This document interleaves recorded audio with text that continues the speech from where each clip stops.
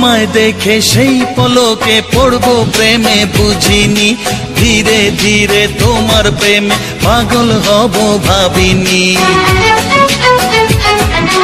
তোমায় দেখে সেই হ্যালো বন্ধুরা, কেমন আছো তোমরা সবাই? আমার নতুন একটা ভিডিওতে তোমাদের সবাইকে জানাই অনেক অনেক স্বাগত। আশা করছি কি তোমরা সবাই ভালো আছো, সুস্থ আছো। আমিও ভালো আছি, সুস্থ আছি। তো যাই হোক, ভিডিওটা তোমরা কন্টিনিউ করতে থাকো। আই হোপ কি আজকের এই ব্লগটা দেখতে তোমাদের বেশ ভালোই লাগবে। তো এখন দেখো, সকাল সকাল উঠে কিন্তু আমি রুমটার কি পরিস্থিতি, কি হাল, সেটাই আমি তোমাদের এখন ভিডিও করে দেখাচ্ছি।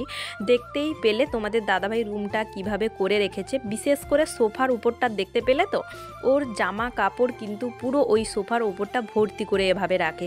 সকালে বিকালে আমার এই সোফায় জামা কাপড়গুলো গোছাতে না এত বিরক্ত লাগে, কি আর বলবো।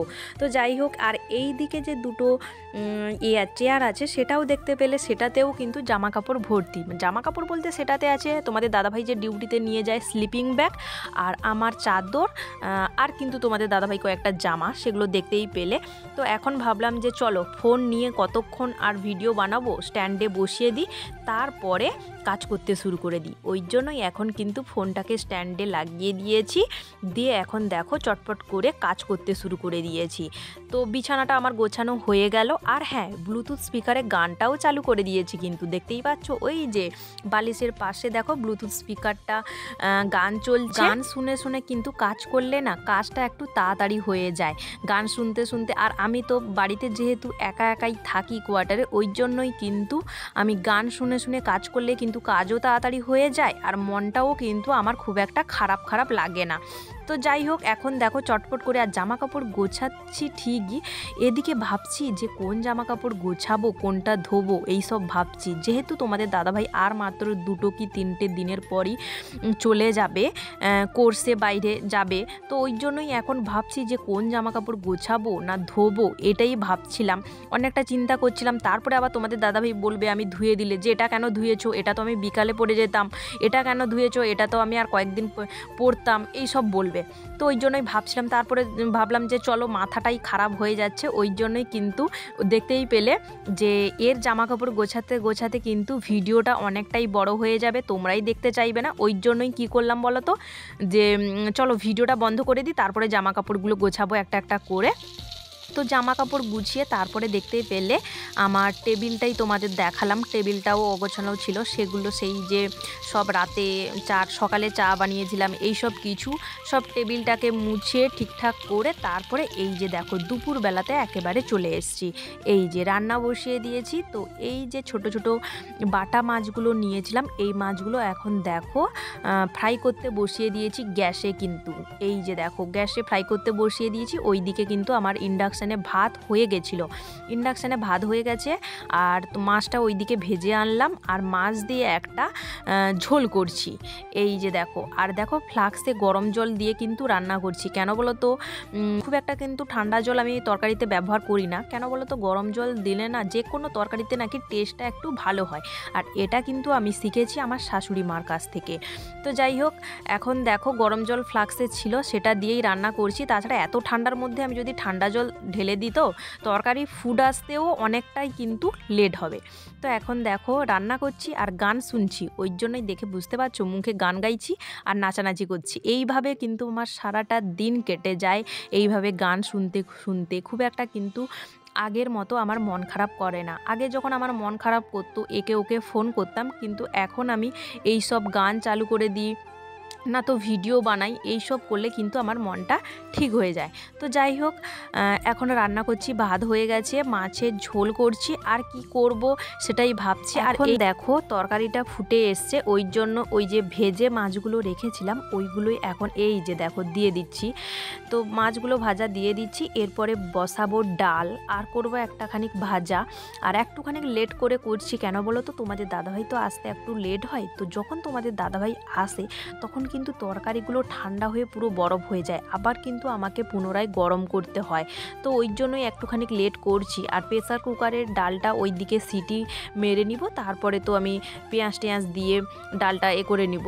তো ওই জন্য একটুখানি লেট করছিলাম। তারপরে তোমাদের দাদাভাই চলে এসেছিলো, ডাল হয়ে গেছিলো, ঝোল তো হয়েই গেছিলো, আর একটা শুধুমাত্র ফুলকপি ভাজাটা করছিলাম, তখনই তোমাদের দাদাভাই চলে এসেছিলো। তো তোমাদের দাদাভাইকে বললাম যে তুমি খেয়ে নাও, আমি চান করব তারপরে খাবো। তো ও বললো না না তুমিও খেয়ে নাও, একসঙ্গে দুজন খেয়ে নিই, তারপরে না তো তুমি চান করবে। তো ওই জন্যই কিন্তু খেতে বসে গেছিলাম। খাওয়া দাওয়ার পরে এখন দেখো চান করে আমি জামা কাপড়গুলো রোদে মেলতে চলে এসেছি। আর রোদ কিন্তু ঠিকঠাকভাবে বেরোয়নি, ওই দিকে দেখো কুয়াশা আছে। তো যাই হোক একটুখানি রোদ উঠেছে, তো এতেই হয়ে যাবে, মানে জল ঝরে যাবে আর কি, কিন্তু জামা কাপড় শুকবে না। তো তারপরে দেখো জামা কাপড় মেলে দিয়ে এসে এই যে এখন রেডি হচ্ছি। ভাবলাম যে চলো অনেক দিন তো রিলস টিলস বানানো হচ্ছে না, তো চলো আজকে রিলস বানাবো। এছাড়া রোদও কিন্তু একটু একটু উঠেছে, ওই জন্যই এখন দেখো শাড়ি পরছি। আর শাড়ি আজকে কেন পরছি বলো তো, সবসময় তো জামা পরেই ভিডিও বানাই, তো ওই জন্যই ভাবলাম যে আজকে শাড়ি পরেই ভিডিও বানাবো। তাছাড়া যেহেতু তোমাদের দাদাভাই আর কয়েকটা দিনের পর কোর্সে চলে যাবে, ক্যামেরাম্যানও পাওয়া যাবে না, আর শাড়ি বা কে আমাকে পরাতে হেল্প করে দিবে, আমি তো শাড়ি খুব একটা একা একা পরতে পারি না ভালোভাবে। তো ওই জন্যই এখন দেখো তোমাদের দাদাভাই ওইদিকে কোর্সে যাবে বলে ব্যাগ গোছাচ্ছিল, আর আমি শাড়ি পরছিলাম। তো ওকে বলতে ও ওই যে শাড়ি পরাতে আমাকে হেল্প করে দিচ্ছে। তো তোমাদের দাদাভাই কিন্তু খুব সুন্দর শাড়ি পরাতে পারে, আমি কিন্তু জানতাম না। বাড়িতে হ্যাঁ একটু আধে পরিয়ে দিত, বাড়িতে কিন্তু আমার শাশুড়ি মা না তো বোন আমাকে শাড়ি পরাতে হেল্প করে দেয়। আর এখানে কিন্তু আমাকে আশেপাশের দিদিভাইরা, যখন তোমাদের দাদাভাই থাকে তখন কিন্তু তোমাদের দাদাভাই পরিয়ে দেয়।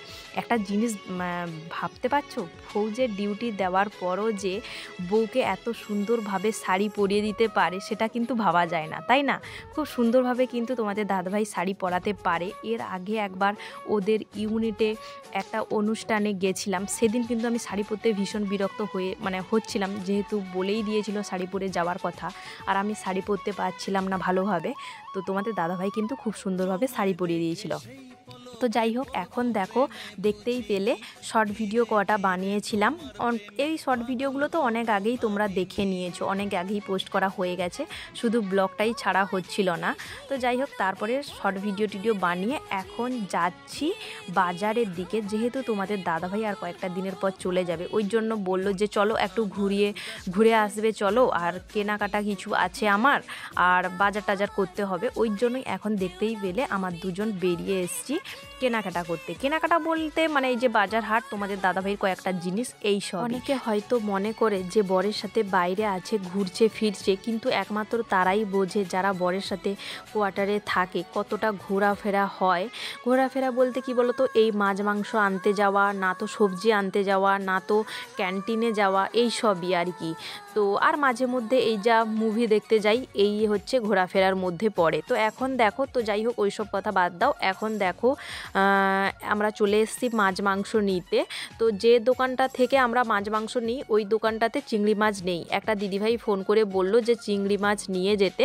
তো এই দোকানটাতে দেখতে পাচ্ছ, এখন দেখো তোমাদের দাদাভাই ওই যে ভেতরে দাঁড়িয়েছে, এই দোকানটা থেকে কিন্তু আমরা মাছ মাংস সবসময় নিয়ে যাই। এই যে বাইকটা দাঁড়িয়ে আছে দেখতে পাচ্ছ, আমি এখানে দাঁড়িয়েছিলাম, আর তোমাদের দাদাভাই ওই দোকানে গিয়েছিল চিংড়ি মাছগুলো দেখতে। তো তারপরে ওই দোকানটা থেকে চিংড়ি মাছ নিয়ে এলো, আর এই দোকানটা থেকে মাংস নিচ্ছি। এই যে ভেতরে তোমাদের দাদাভাই দেখো, এই যে মাংস কাটা হচ্ছে, তোমাদের দাদাভাই এইখানে দাঁড়িয়েছে।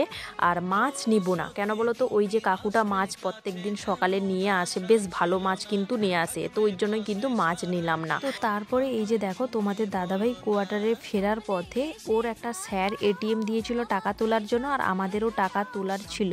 তো টাকা তুলে এখন দেখো কোয়ার্টারে আমরা চলে এসেছি। এই যে দেখো আমাদের চিকেন নিয়েছে 1 কেজি, আর ওই দুটো প্যাকেটে আছে চিংড়ি মাছ, একটা দিদিভাইদের আর একটা হচ্ছে আমাদের, দুটোই কিন্তু 100 টাকা করে নিয়েছি চিংড়ি মাছ। দাঁড়াও খুলে একটুখানি দেখাচ্ছি, এই যে দেখো খুলে দেখাচ্ছি তোমাদের, চিংড়ি মাছ নিয়েছি আমাদের 100 টাকা, আর ওই দিদিভাইদের 100 টাকা। আজ কি বদমাইশ দোকানি জানো তো, চিংড়ি মাছগুলো না কেমন খারাপ দিয়ে দিয়েছে। আর আমি তো মানে চিংড়ি মাছ দেখিনি, তোমাদের দাদাভাই ওই সাইডে গিয়ে চিংড়ি মাছগুলো দেখেছিল, আর উপরের চিংড়ি মাছগুলো ভালো রেখেছিল, ভেতরে না চিংড়ি মাছগুলো ওয়েট করার সময় খারাপ দিয়ে দিয়েছে। তো যাই হোক তারপরে এই যে দেখো দেখো খাওয়া দাওয়া হয়ে গেছে। এখন দেখো কুকুরগুলো সব চলে এসছে, মাছ মাংসের গন্ধ শুকে সব চলে এসছে। কি পরিস্থিতি দেখতেই পাচ্ছ। আমার রুমের ভিতরে দরজা খোলা পেয়ে কিন্তু রুমের ভিতরে ঢুকে গেছিলো দেখতেই পেলে। আর আমি তো হাসতে হাসতে মানে লৌটে যাচ্ছিলাম। তো তারপরে এই যে দেখো আমার বাথরুমের সামনে কিভাবে পাপড় ওপরে দুজন বসে আছে আর বাকিগুলো পালালো দেখতেই পেলে। এখন দুজনকে জিজ্ঞাসা করছি কি রে তোরা এখন বসছিস কেন, ঠান্ডাতে বসছে কিভাবে, দেখো মাছ মাংস খাবে বলে রান্না করলে খাবে বলে। তো যাই হোক প্রচণ্ড খিদে পেয়েছে এদের মনে হচ্ছে, আর আমরা কিন্তু শুয়ে গেছিলাম। তো তারপরে তোমাদের দাদাভাই মনে করলো যে কুকুরগুলো বসে ঘরে ঢুকে যাচ্ছে, খিদে মনে হয় প্রচণ্ড পেয়েছে, ওই জন্য এখন দেখো দুধ ছিল প্যাকেট ছিল ফ্রিজে, সেটাকে গরম করে আর ভাত ছিল, ভাত ওর মধ্যে দিয়ে দুধ ভাত কুকুরগুলোকে এখন দেখো দুধ ভাত দিচ্ছে কুকুরগুলোকে। আর কত আনন্দ হয়ে কুকুরগুলো কিভাবে গুলুমুলুভাবে খাচ্ছে দেখো। আর তোমাদের দাদাভাই কিন্তু শুয়ে গেছিল। তো তারপরে আবার জ্যাকেট পরে এলো এদেরকে খেতে দিবে বলে। তো যাই হোক, আর এইগুলো আছে আমার কোয়ার্টারের পাশে, কুকুরগুলো কিন্তু আছে। আর একটা কোয়ার্টারে কেউ নেই, তো ওই কোয়ার্টারের সামনেই কিন্তু কুকুরগুলো এই যে ঘর বানিয়ে দেওয়া হয়েছে দেখো কেমনভাবে ঠান্ডাতে। তো যাই হোক চলো টাটা সবাইকে, গুড নাইট।